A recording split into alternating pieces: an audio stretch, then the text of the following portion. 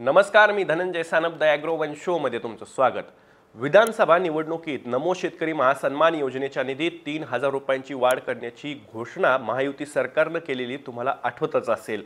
त्यानंतर नागपूरच्या एका कार्यक्रमात पीएम किसानचा निधी ज्यावेळेस वितरित करण्यात आला त्यावेळेस 19व्या हप्त्याचा निधी ज्यावेळेस वितरित करण्यात आला त्यावेळेस मुख्यमंत्री देवेंद्र फडणवीस यांनी सुद्धा अशी घोषणा केली होती की शेतकऱ्यांना आम्ही नमो आणि पीएमच्या निधीत 3,000 रुपयांची वाढ करून देणार आहोत आणि त्या संदर्भात लवकरच निर्णय घेणार आहोत अशी ग्वाही मुख्यमंत्री देवेंद्र फडणवीस यांनी सुद्धा दिलेली होती। परंतु या वाढीव निधीला आणि त्या निर्णयाला आता राज्य सरकारनं बासनात गुंडाळून ठेवलाय। मग राज्य सरकारनं नमो शेतकरी सन्मान निधी योजनेतील 3,000 रुपये वाढीवरती फुली का मारली आहे आणि राज्य सरकारची यामागची भूमिका तरी नेमकी काय आहे? शेतकऱ्यांना पुन्हा एकदा नुसतं गाजरच का दाखवण्यात आलं?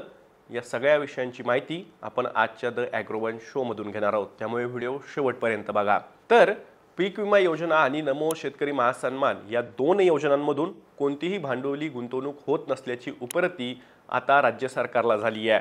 भांडवली गुंतवणुकीसाठी 5 वर्षांसाठी 25,000 कोटींची गुंतवणूक करण्यासाठी नमो शेतकरी महासन्मान योजनेतील वाढीवर राज्य सरकारनं फुली मारल्याची माहिती उच्चपदस्थ अधिकाऱ्यांना ॲग्रोवनला दिली आहे। पीएम किसान या केंद्र सरकारच्या योजनेच्या धर्तीवरती शेतकऱ्यांना वार्षिक 6,000 रुपये देण्याची योजना महायुती सरकारनं मोठ्या धूमधडाक्यात आणली होती। तत्कालीन मुख्यमंत्री एकनाथ शिंदे सरकारच्या काळातील ही योजना अद्यापही सुरू आहे।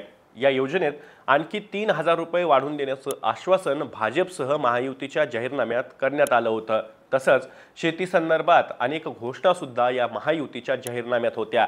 मात्र प्रत्यक्षात अर्थसंकल्पात यातील एकही आश्वासनाची पूर्तता केली गेली नाही। 1 रुपयातील पीक विम्याचा ढोल बडवून झाल्यानंतर आता पुन्हा नव्यानं जुनी योजना लागू करण्याचा निर्णय महायुती सरकारनं घेतलाय। तसंच 1 रुपयांच्या पीक विम्यापोटी कंपन्यांना द्यावा लागणारा अतिरिक्त हप्ता भांडवली गुंतवणुकीसाठी वळवण्याची उपरती राज्य सरकारला झाली आहे। गेल्या 2 वर्षात पीक विमा कंपन्यांना 6,000 कोटी रुपये अतिरिक्त द्यावे लागले। आता तेच पैसे भांडवली गुंतवणुकीसाठी वापरू असं सरकारचा दावा आहे। त्यासोबतच महायुतीने नमो शेतकरी महासन्मान निधीमध्ये 3,000 रुपयांची वाढ करू असं आश्वासन दिलं होतं। त्या आश्वासनालाही हरताळ फासला गेलाय। भांडवली गुंतवणुकीसाठी झालेल्या बैठकीत या वाढीव निधीला विरोध करण्यात आला। हीच रक्कम भांडवली गुंतवणुकीसाठी आणल्या जाणाऱ्या योजनेतून देता येईल। नमो शेतकरी आणि पीक विम्यातून भांडवली गुंतवणूक होत नसल्याची उपरती आता राज्य सरकारला झाली आहे। याबद्दल राज्याचे कृषी मंत्री माणिकराव कोकाटे काय म्हणाले तर तेही सांगतो। शेतीत भांडवली गुंतवणुकीसाठी आम्ही प्रयत्न करतोय। नमो शेतकरी महासन्मान योजनेत वाढीव पैसे देऊन त्याचा फारसा उपयोग होणार नसल्याचं आमच्या लक्षात आलंय। त्यामुळे शाश्वत शेतीसाठी या योजनेमध्ये देण्यात येणाऱ्या निधीपेक्षा अधिकचा निधी देण्यास आम्ही तयार आहोत असं राज्याचे कृषी मंत्री माणिकराव कोकाटे यांनी स्पष्ट केलं आहे। पीएम किसान सन्मान निधीच्या धर्तीवरती प्रतिवर्षी 6,000 रुपये देणारी राज्यात नमो शेतकरी महासन्मान योजना आणली गेली।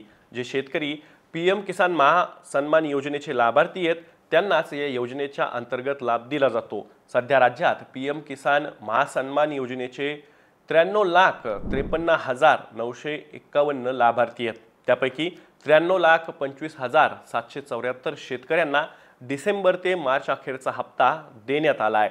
त्यानुसार नमो शेतकरी महासन्मान योजनेचा हप्ता शेतकऱ्यांच्या खात्यावरती जमा करण्यात येतो। एखाद्या योजनेसाठी पुरेशी आर्थिक तरतूद अर्थसंकल्पात केली नसेल तर पुरवणी मागण्यांमधून त्यासाठी निधी उपलब्ध करून दिला जातो। शेती क्षेत्रासाठी 9,000 कोटी रुपयांची तरतूद अर्थसंकल्पात केली असली तरी त्यातील बहुतांश हिस्सा नमो शेतकरी महासन्मान आणि केंद्र पुरस्कृत योजनांसाठी दिला जातो। त्यामुळे शेकड्यात निधी राज्य योजनांसाठी उरल्यानं कृषी विभागात नाराजी आहे। खुद्द कृषी मंत्री त्यावरती नाराज आहेत। त्यामुळे भांडवली गुंतवणुकीसाठी पुरवणी मागण्यांच्या माध्यमातून आर्थिक तरतूद करण्याचा पर्याय चाचपला जातोय।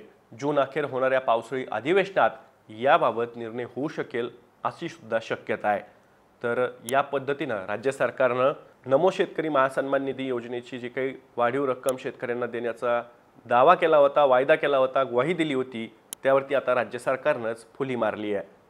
तर याबद्दल तुमचं काय मत आहे? तुम्हाला राज्य सरकारच्या निर्णयाबद्दल काय वाटतंय? कमेंट बॉक्समध्ये तुमची प्रतिक्रिया नक्की व्यक्त करा। मी दररोज संध्याकाळी 6 वाजता ॲग्रोवनच्या यूट्यूब चॅनलवर शेती आणि शेतकऱ्यांच्या हिताचे मुद्दे घेऊन येत असतो. त्यामुळे तुम्ही अजूनही ॲग्रोवनच्या यूट्यूब चॅनलला सबस्क्राईब केलं नसेल तर लगेच सबस्क्राईब करा. व्हिडिओ जास्तीत जास्त शेतकऱ्यांपर्यंत पाठवण्यासाठी व्हिडिओला लाईक आणि शेअर नक्की करा. आपण पुन्हा भेटू. तोवर तुम्ही तुमची आणि तुमच्या जवळच्या माणसांची काळजी घ्या.